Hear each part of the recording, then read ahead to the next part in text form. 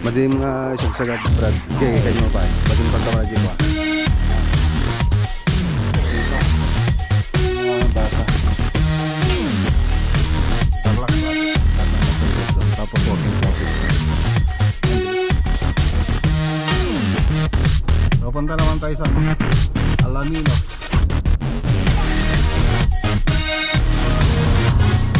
So yun lang naman yung detalye ng motor. Tapos yung buhangin, yan, yung graba,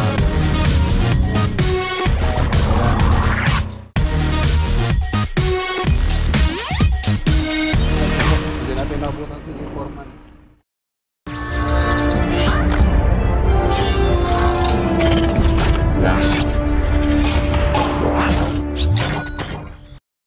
Good morning.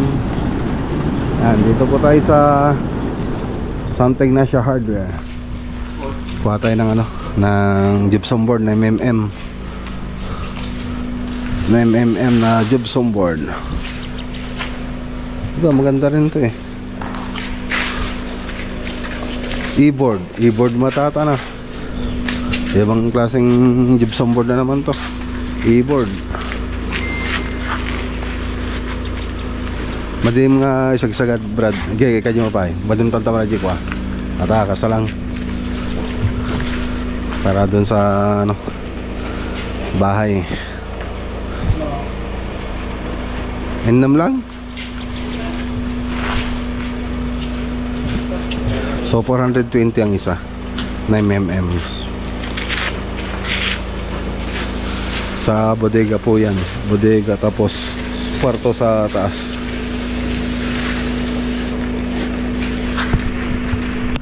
Okay, dito na tayo sa bahay. Pababa natin to. Okay, so ayan, dito na tayo sa kwarto. Ay, kwarto doon sa taas, bodega dito sa baba. So double walling na po natin. Ayan siya. So hardiplex lang nilagay natin dito sa may kabilang side, pero dito long span. So yung mga poste na ito pala. So ayan 4x4 siya. Tapos doon sa loob na ito binuhusan po natin. So may pedestal din po yan. So may footing din po yung ginawa natin dito. Tapos dinablihan pa natin ng 2x2 na tubular. So magkabilan yan. So lahat ng poste, so 1, 2, 3, 4, 5, 6. So 6 na poste na may buhos. Tapos dinablihan pa natin ng 2 2x2 sa dalawang gilid. So ganun po yung ginawa natin dyan. So bukod dun sa pirsa na yun, meron po tayo yung nilagay na si Parlings dito. So yun na yung magbubuhat dito sa kwarto sa taas. So light gauge lang naman yung ginawa nating framing dyan. So dun sa taas yung ginamit nating mga pang wall dyan, yung partition, pang partition na studs lang po siya. So mas magaan po siya kung ikukumpara mo dun sa si Parlings. Tapos gypsum board dun sa loob, tapos dito sa labas hardiplex. Tapos nag-ano pala tayo rito. Yung ginamit nating skim coat dito, yung may waterproofing na po siya. Ngayon nung naipahid na namin po yan, nakapinis na kami, niliha po namin para maganda yung papahidan natin ng estuko. So may estuko po tayong ginamit niya nito. Yan, nagpapahid na po si Paribal ng estuko. So estuko po yan. So sponsor yan ni Contec. So ipapakita ko dyan sa screen yung nag-sponsor sa atin ng estuko. Yan. So andito po siya, Contec. So kung gusto niyo mag-inquire, ayun, tingnan niyo lang po dun sa screen, nilalagay ko dyan. Contec estuko. Yan. Saan yung yung estuko? Hindi ko saan na rito? Yung mga basa. Yun. Smooth. Estuko. Yun. Ayan.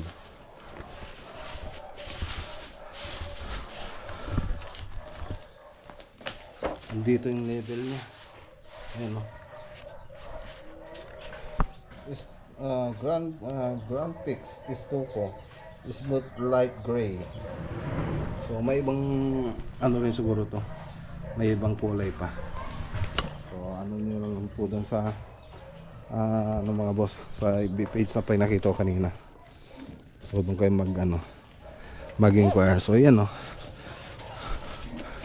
Ito yung wala pang istuko. Ito naman yung may istuko na. So meron din tayong sealer. Pagkatapos natin ipahid yan, meron ding nabibining sealer sa kanila. Sealer. Parang primer niya, para pang ano niya. Sealer niya para ayun, sealer nga, para sealer. Para i-seal, ayun. Yan po siya. Parang ano na siya, industrial finish. So ganyan lang naman yung pagpahid niyan. Ano. Iba't ibang pahid. May basta bahala na, nakikita niyo ganyan.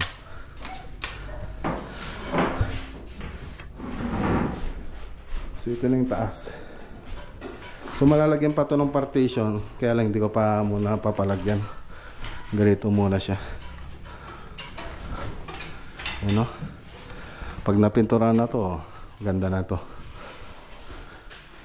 Yan. Okay.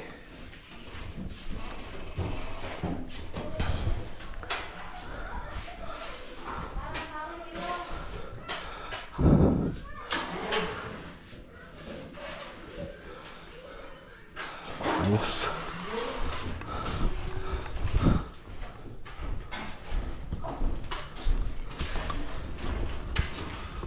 Alright. So tara. Ayan, dito naman tayo. Santeng Inasya, Tarlac Project. So update po natin ito mga boss. Ayan, shoutout kay Uncle Belcher at kay Auntie Susana. Update po natin tayo. Break time yung tropa. Alas 10. Ang bilis oh. Ang bilis. Ayan na. Ito yung terrace. Tapos salas, dining, kusina. Tapos dirty kitchen. Tapos room 1, toilet and bath hallway. Room 2, master bedroom.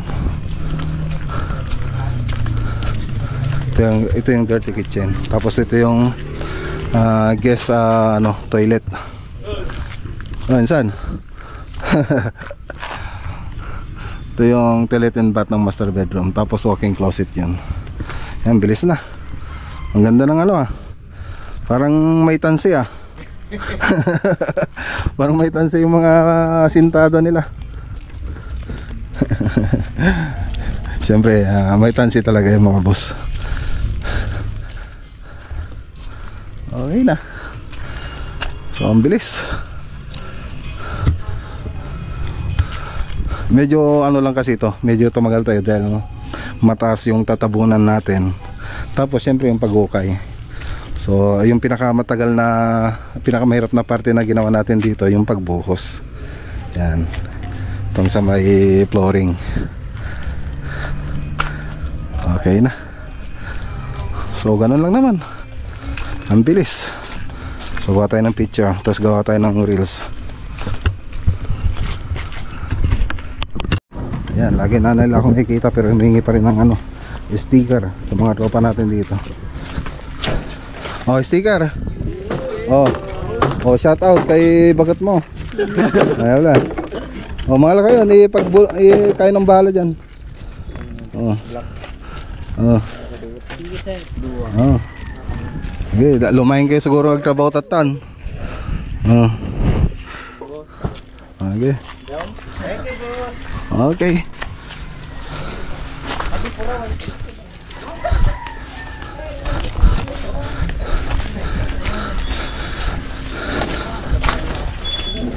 Okay. Ang daming natumba kagabi Ito yung barracks nila. Dito yung lutuan nila mga boss. Doon sila nagpapahinga. Alright.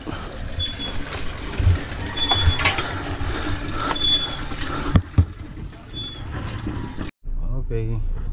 So na yung deliver ng hollow blocks. So punta naman tayo sa ano, Alaminos Project, Pangasinan. So let's go. Ayan, Alaminos na po tayo mga boss. Nandito na tayo sa Arco. So, Alaminos Project yung pupuntahan natin.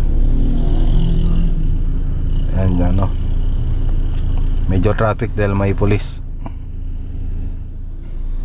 Ayan. Pag walang pulis, traffic din.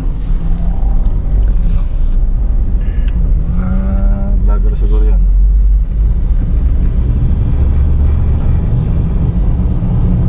City of Alaminos. Alright. Okay. Ayan, dito na tayo. Okay, dito tayo dadaan. Sa harap. Nakapagpataas na sila, oh.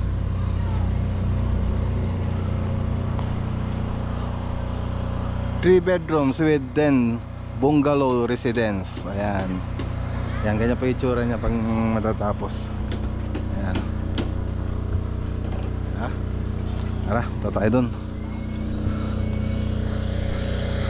So, wala pa rin kuryente. Oh, meron na.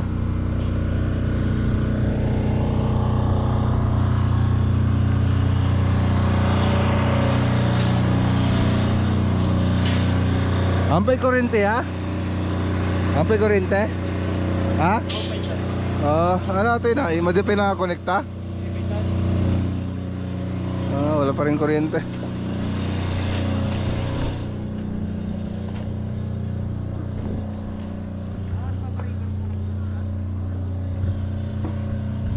So may nagtatabon, may nag-asenta. Okay.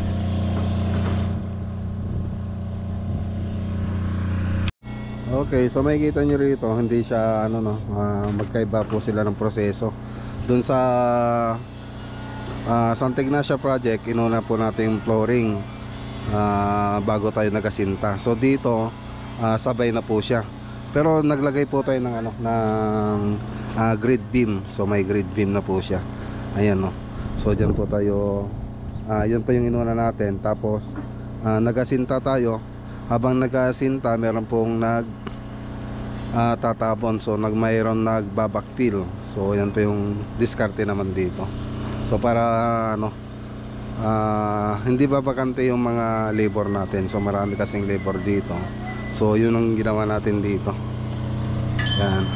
So dito nga pala, ito po yung ano natin, ito yung floor plan.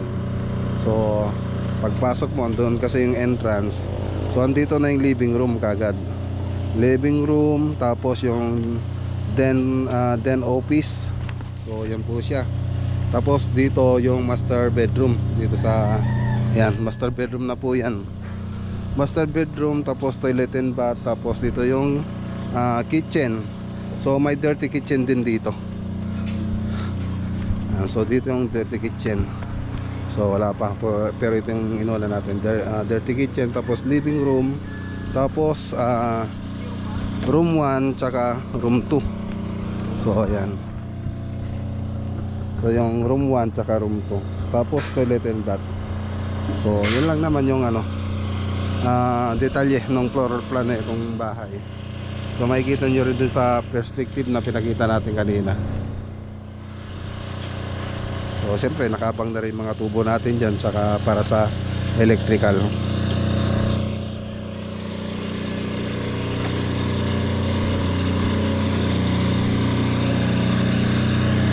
Mainit lang. So wala pa rin kuryente. Yan, tapi yung harap niya. So ito yung dadanan. May hagdan pa po dyan. Yung main entrance ditong banda. Tapos yung dense office, tapos yung master bedroom, tapos yung living room. So yan. So yan yung iba na nagtatapon sila. Tapos dalawa ng kuryente, ito matagal na to. Noong nag-start tayo, kumuha tayo ng ano, na generator. Ayan. Tapos gumamit din tayo ng ano,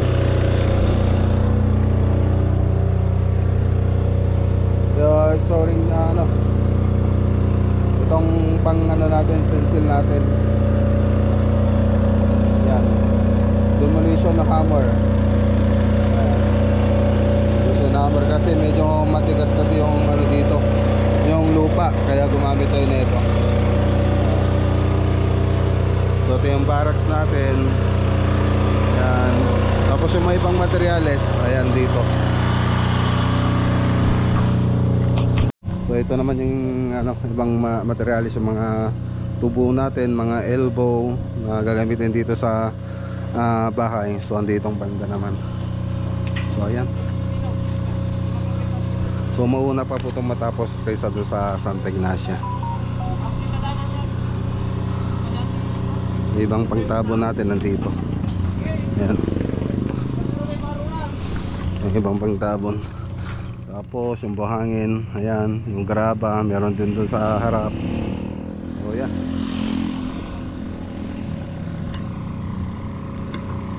Tapos yung compactor. Ito yung galing sa Santa Ignacia. Ayan yung kinuha natin bago sa Santa Ignacia project ko ng ano, ginamit yan.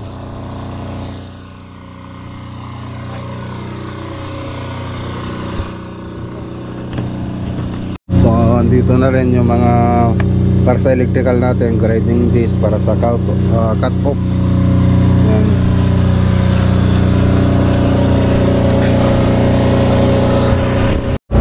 Mga bender natin mga boss.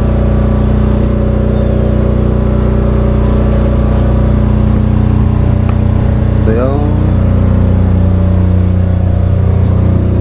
tulugan nila mga boss, barracks.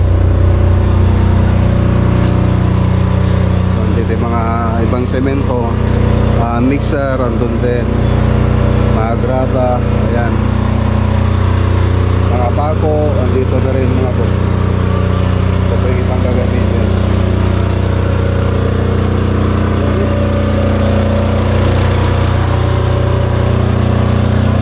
Mga power tools, so andito.